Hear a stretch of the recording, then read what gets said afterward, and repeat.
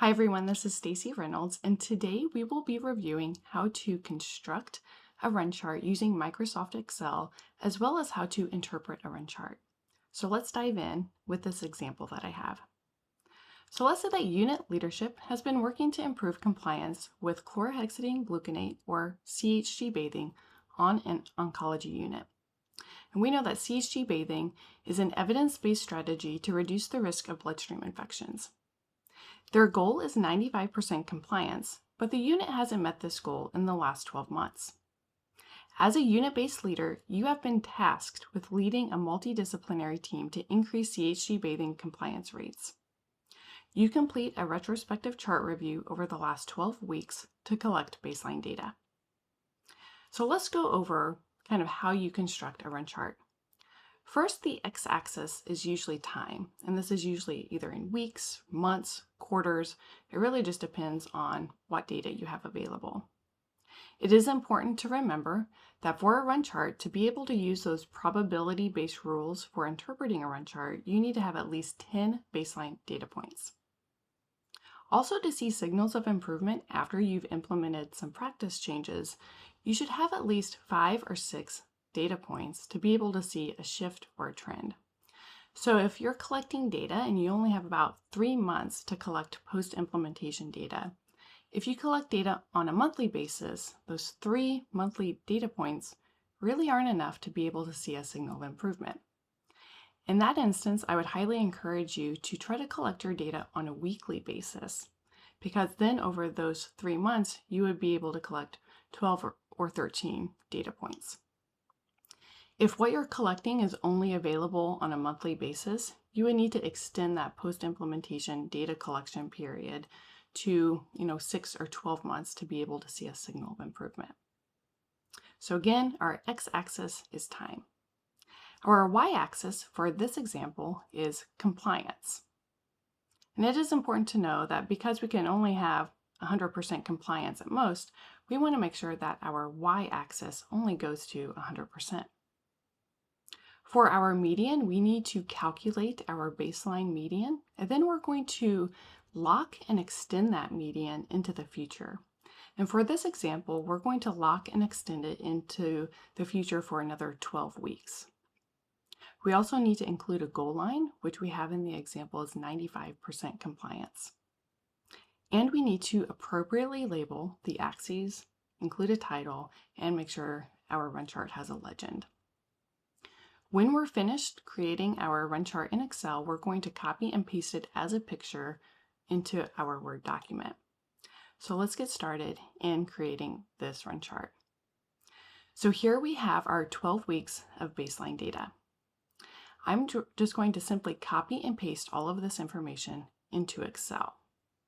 So I'm on a PC, so I'm going to highlight all of this, and I'm going to do Control-C for copy. If you are on a Mac, you would do Command-C for copy. Now I'm going to go to our Excel document, and I have this A1 cell highlighted, and now I'm just going to simply paste this information. So I'm going to do Control-V for paste, but again, on a Mac, you would do Command-V for paste.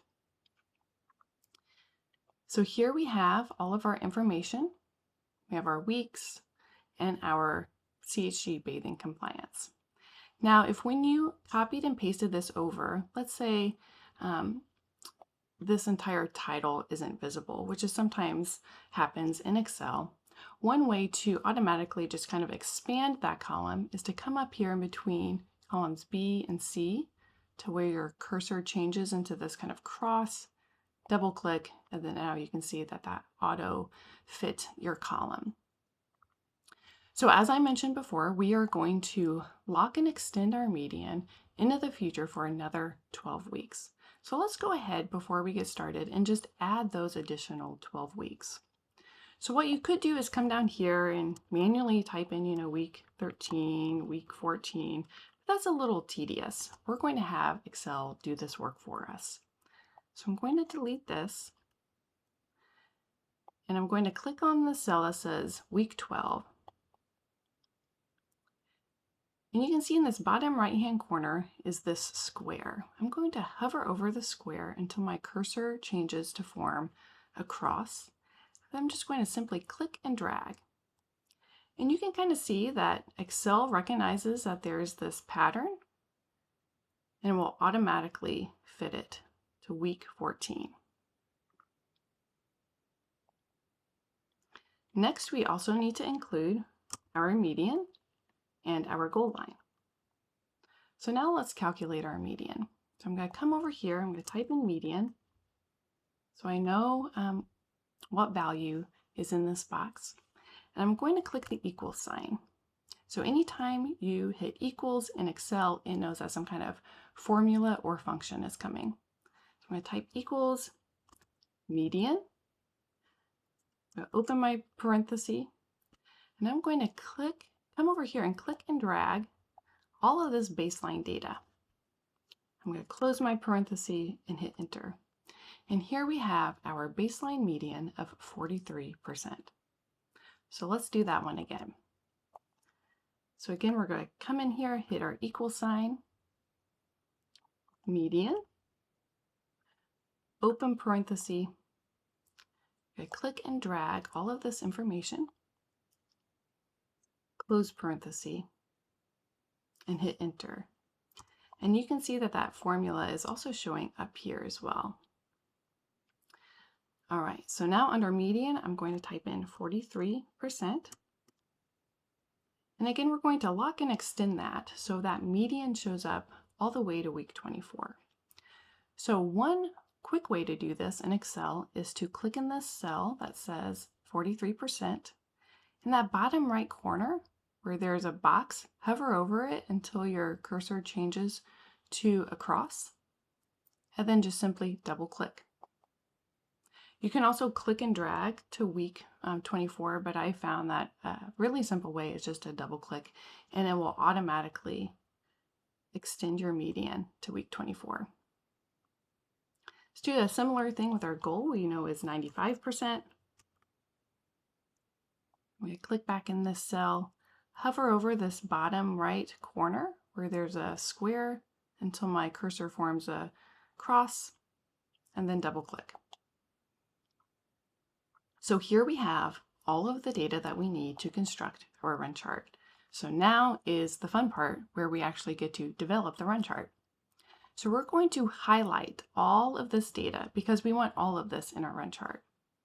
Now it's important to know not to come up here to the columns and highlight the columns that you want, because you'll see that it will highlight a bunch of cells that we don't need. Instead, come up here, click in this A1 cell. We're going to click and drag and we're going to highlight all of this information.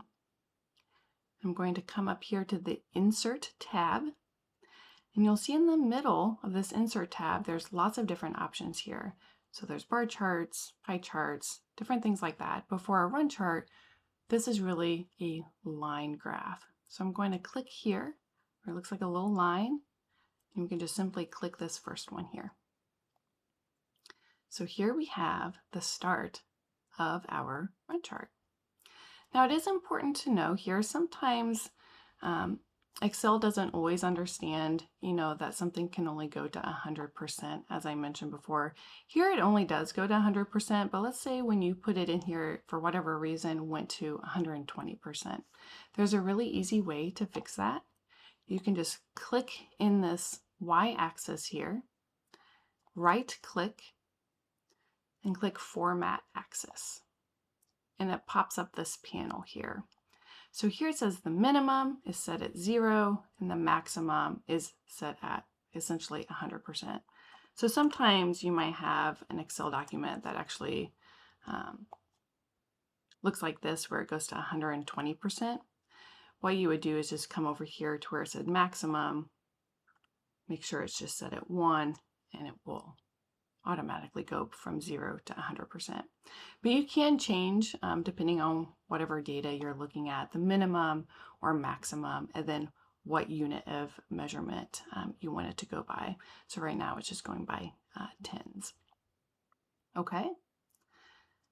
Now we need to make sure that everything is appropriately labeled on our run chart. So in Excel, generally it is defaulted to having this legend down here at the bottom or at the side. So we have our legend. Now we need to make sure our axes are appropriately labeled. So with the chart highlighted here, if you're on a PC, you can see that there are these different shortcuts here. And one shortcut is to be able to add chart elements.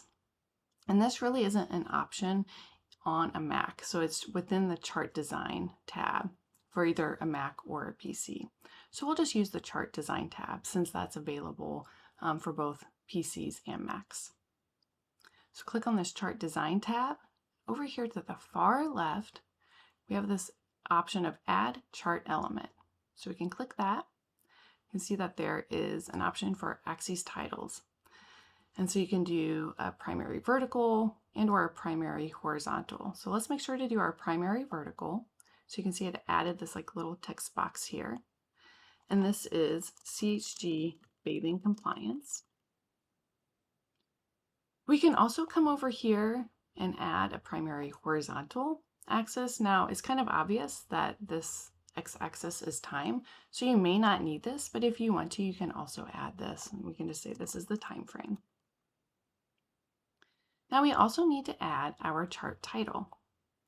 So to do this, you can either simply click in here and type in the chart title, or what I'm actually going to do is I'm going to come over here where in B1 where it says Oncology Units CHG Bathing Compliance. I'm just going to copy and paste this into the chart title. But again, you can also just type in what the chart title is that you want. So now that we have all of this, you can really format this to make this run chart your own if you want to change colors and things like that. So to be able to do that, let's say here for this goal line, I wanted to change it into a different shade of green. I would simply double click and you can see that it highlights it and this Format Data Series box pops up on the right. There's lots of different options. I'm going to click on this kind of paint bucket option that's called Fill in Line. And you can see here that for the line, there's all different options you have. So you can change the color, transparency, the width, the dash type, compound type, all sorts of things. So here I'm going to say I want to change it to maybe just a brighter color of green. And I also want to come down here and change it.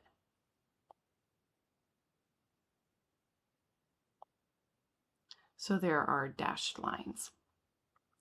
Let's say I also want to change this data line because I want to add markers. And I think that is kind of helpful because it can help you just see your data points a little bit better.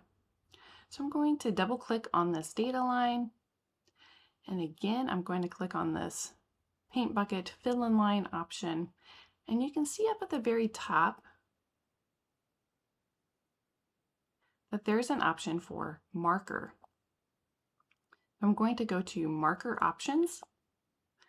And Excel defaults to no marker, but I'm going to go to where it says built in, and you can see there's all different kinds of options. So there's a square, diamond, triangle.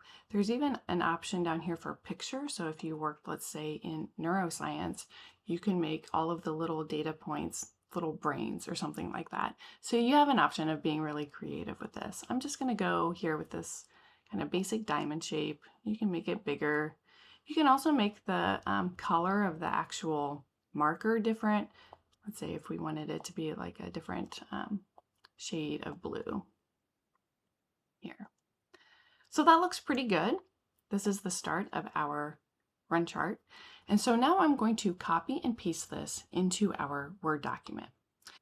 A lot of times if you are presenting a run chart, you're not always doing so in the Excel document itself. You might be copying and pasting that to a Word document or to PowerPoint or something like that.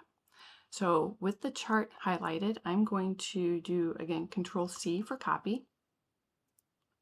I'm going to go to our Word document here, and I'm going to paste it as a picture. So to do that on a PC, I'm going to right-click and choose this option that says a picture. And you can see that when I resize it, all the formatting stays the same. If I were to just do Control-V and paste it, if I resize it, the formatting gets a little wonky. And so I don't want to do that. So again, I'm going to right click and do paste as a picture. And if you're using a Mac, you would still right click and do paste special. And there's a couple of different options to paste it as a picture, and either one is fine. So again, right click, paste special if you're on a Mac. Okay, and here is our kind of first run chart.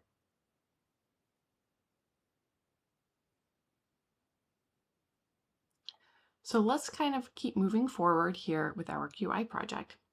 So let's say in working with the multidisciplinary team, which includes nurses, nursing assistants, supply coordinators, and patients, you conduct several brainstorming sessions and develop a fishbone diagram of potential root causes. Based on this information, several small tests of change are rapidly implemented over time. So at week 13, you provide staff education. Week 16, you develop a patient education handout and video. At week 20, you rearrange how and where the CHG cloths are stocked. And at week 22, you develop an escalation pathway for patients who refuse. Each week, you complete a sample chart review and add updated data to the run chart and annotate when the changes were made. This weekly updated run chart is emailed to staff and posted on the huddle board so staff can see their improvements over time. And this is a great use of audit and feedback. So you're doing the audits maybe in the documentation, and now you're feeding that data back to the staff. So here we have all of our kind of post-implementation data.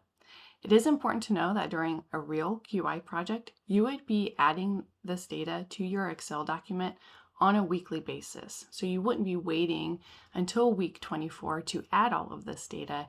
You would be doing this again as you're collecting the data.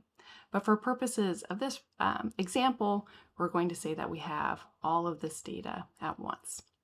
So to add this to our run chart, I'm just going to simply copy and paste just the data because we have all of the weeks in Excel already, as well as these column headers. So I'm just going to copy and paste just the data. So again, I'm going to highlight that. I'm going to copy it, come over here and paste it.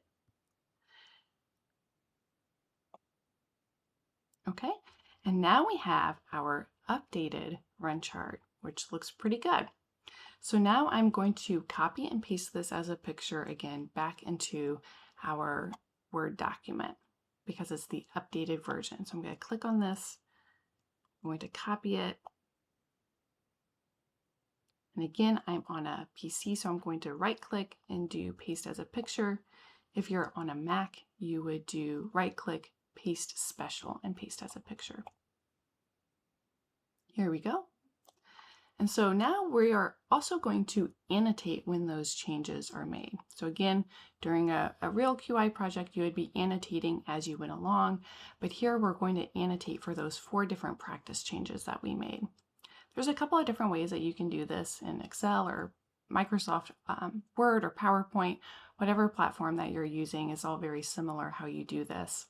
So you would come up here to this Insert tab, and here there's all these different kinds of options like shapes and icons. So if I go to shapes, you know, you can do different options like these block arrows. You can do these types of call out arrows, lots of different options. I'm actually going to use this kind of block arrow. And the first change was made here at week 13. So you can see here, you make this arrow. With the arrow highlighted, you can come up here to this shape format tab and you can change the color and style and things like that. Let's say we wanted to make it yellow.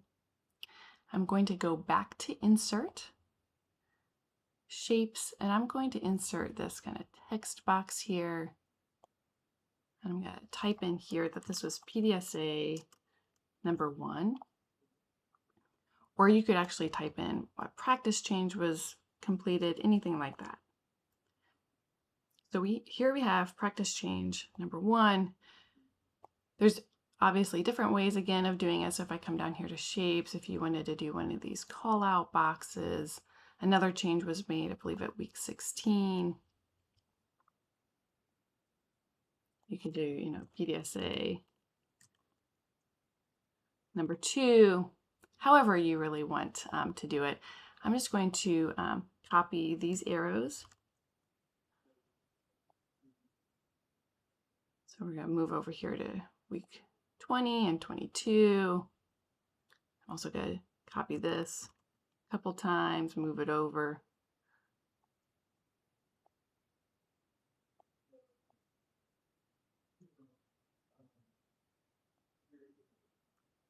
Here we have all of our PDSA cycles annotated. So again, lots of different options of how to be able to do that. But this is just really helpful because it can show staff and leadership really quickly, where these PDSA cycles and these practice changes were made, and maybe which practice changes led to the greatest improvements. Okay, so here we have our completed run chart. It's annotated. Now we need to see if we see any signals of improvement, which you can also start to do as you add data on a weekly basis. Again, you don't have to wait till the very end to be able to identify signals of improvement. So the first signal of improvement we're going to look for is a shift, which is defined as 6 or more data points, either all above or below the median.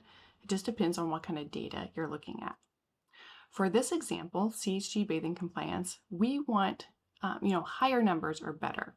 So to be a signal of improvement, the shift would need to be above that locked-in extended median. So let's look here. It looks like this potentially is a shift. So here's our locked-in extended median. Let's see if we have at least 6 data points. So here we have 1, 2, 3, 4, 5, 6. So yes, here we have one shift with at least 6 data points, all above the median. Let's see over here if this is also a shift. So here we have 1, 2, 3, 4, 5, 6, 7 points, maybe above the median. For week 12, it's kind of hard to tell. Is that data point on the median? Is it above the median? So one way to kind of just double check that is just to simply go back to your raw data and see what the numbers are. So for week 12, I come back here to my Excel document. It is 44%, which is above that median of 43%. So this is also another shift. So from weeks 11 to week 17 is a shift, and then week 19 to week 24 is a shift. So 2 signals of improvement with 2 shifts. Next, we need to look to see if there is a trend, which is 5 or more data points all going up for this example. So let's see, here it looks like it could be a potential trend, but when we count 1, 2, 3, this 4th data point does not continue to go up. So this is not a trend because all of these data points are not consecutively going up. But let's look over here. So if we start all the way down here, week 18, we have 1, 2, 3, 4, 5. So it looks like this potentially could be a trend, but some of these data points, it's kind of hard to see if they are in fact all going up.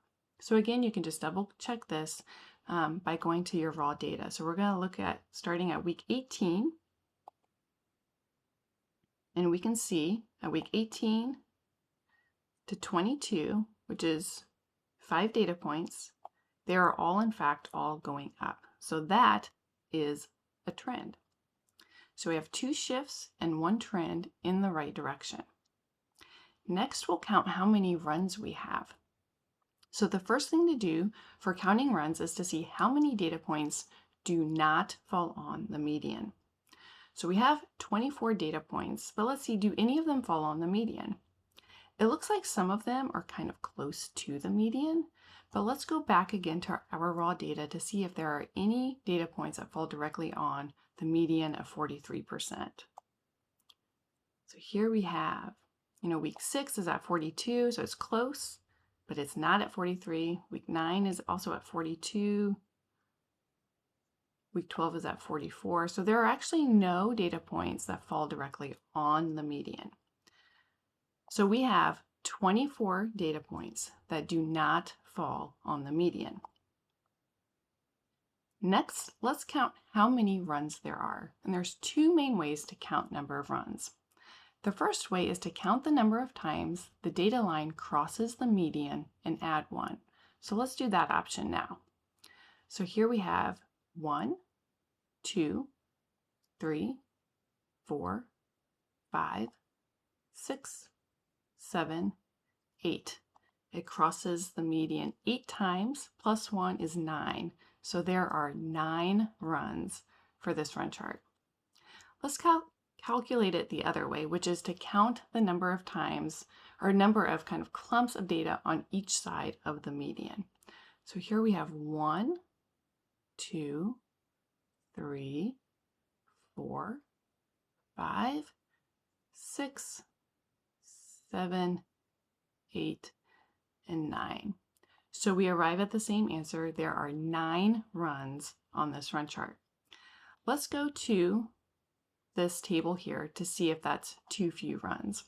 So for a run chart with 24 data points, not on the median, you need to have less than 8 runs for it to be considered a signal of improvement, to have too few runs. But for this run chart, we have 9 runs. So this is not a signal of improvement on this run chart, which that's okay. We have a couple of other different signals of improvement. So to see signals of improvement on a run chart, you don't have to have evidence of every single type of signal of improvement. The fact that we have 2 shifts above the median and 1 trend in the correct direction means that we have signals of improvement on this run chart. The last thing that we want to look at is to see if there are any astronomical data points. And really right off the bat, you can see that this week 18 is very different from the rest of the data. So one thing that I would first do is to double check to make sure that there wasn't some kind of error when the data were put into Excel. So if I go to Excel, you can see at week 18, it says it's 7% compliance. Now the other compliance rates for the week surrounding it is in the 70s, 75, 76, 77.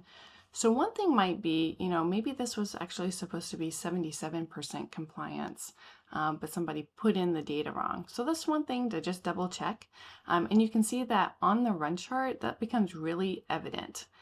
It might be hidden when it's in a table, but when you plot these data on a run chart, it can really kind of highlight if there are any kind of data inputting errors. So that would be the first thing I would look at. But let's say that this is accurate, that there's really only 7% compliance for this week. As a leader, I'd probably go to the staff and ask them if anything, was going on that week. Did we have a CHG bathing back order? Were the CHG cloths not stocked? Was there something else going on that was causing this kind of astronomical data point? And so this kind of concludes this tutorial on constructing and interpreting a run chart. I hope you found this information helpful